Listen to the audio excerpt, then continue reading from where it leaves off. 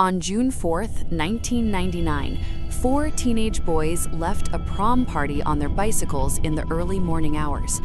Only three made it home. Within 24 hours, police would find a bicycle in a river and a pair of sneakers on a private airstrip. But 15-year-old Michael Palmer would never be seen again. What happened that night in Wasilla, Alaska? This is the story of Michael Palmer, a case that has baffled investigators for over 2 decades. A night that started with teenage rebellion ended with a mystery that still haunts a small Alaskan community. I'm Your Name, and today we're examining the evidence, the theories, and the unanswered questions surrounding Mike's disappearance. This is The Dark File. Michael Timothy Palmer, known as Mike to his friends and family, was born on January 8, 1984 in Aiken, Alaska. He was one of 4 children in the Palmer family who lived in the growing town of Wasilla, about 40 miles north of Anchorage.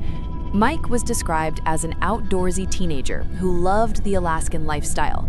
He enjoyed hiking through the wilderness, fishing in the local rivers, and hunting with his brothers.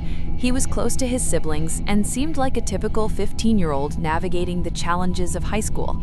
But on the night of June 4, 1999, Mike's ordinary life would intersect with extraordinary circumstances that remain unexplained to this day. Friday, June 4, 1999, started like many teenage nights with a plan to sneak out. Mike was spending the night at a friend's house when he and 3 other boys decided to ride their bikes to a prom party in the Meadow Lake subdivision. Details about the party itself are frustratingly vague. We don't know who hosted it, how many people were there, or even if Mike and his friends knew anyone in attendance. What we do know is that Mike had a few beers at the party, but witnesses say he appeared sober and was not noticeably intoxicated. In the early morning hours, around 4 a.m., the 4 boys left the party and began riding their bikes back. Mike was riding along Pittman Road, but he was moving slower than the others, trailing behind. The other boys continued pedaling for several miles before they realized something was wrong. Mike wasn't with them anymore.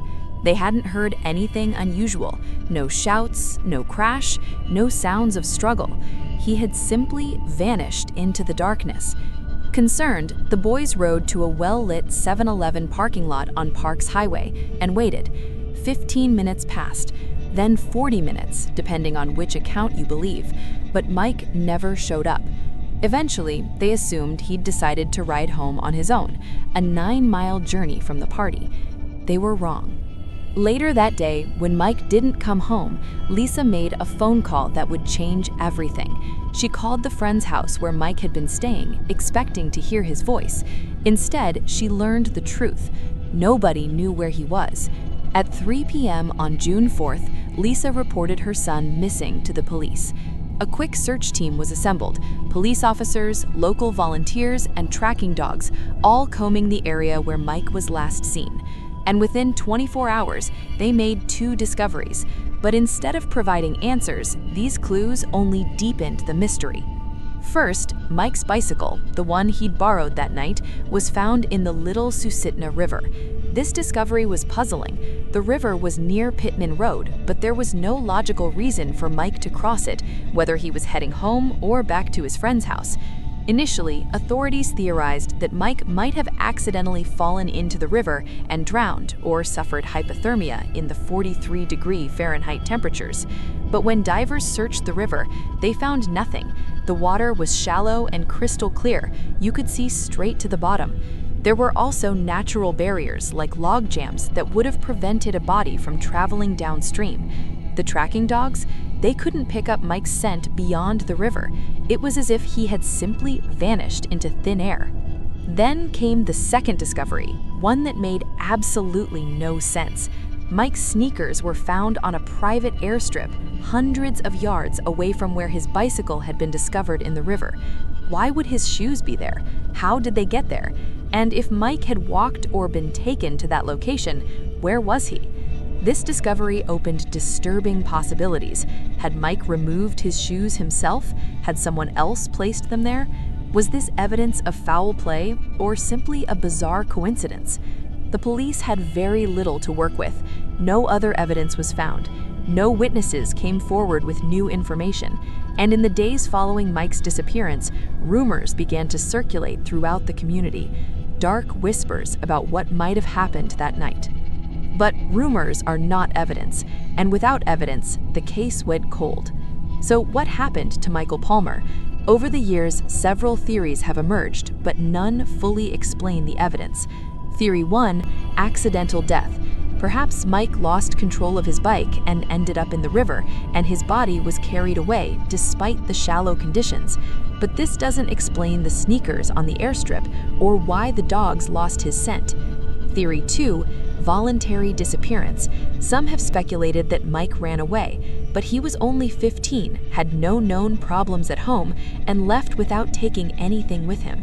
His family believes this is highly unlikely. Theory 3, foul play.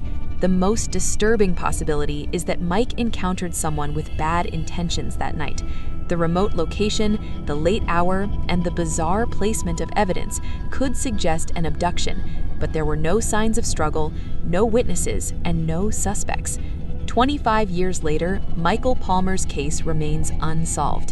His family still searches for answers, and somewhere in Alaska, the truth about what happened on Pittman Road in the early hours of June 4, 1999, remains hidden. Michael Palmer's story is a reminder that sometimes people simply vanish, and despite our best efforts, we may never know why.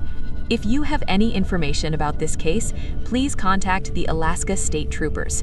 If you found this video informative, please consider subscribing to The Dark File for more deep dives into unsolved mysteries and true crime cases. Hit that notification bell so you never miss an upload.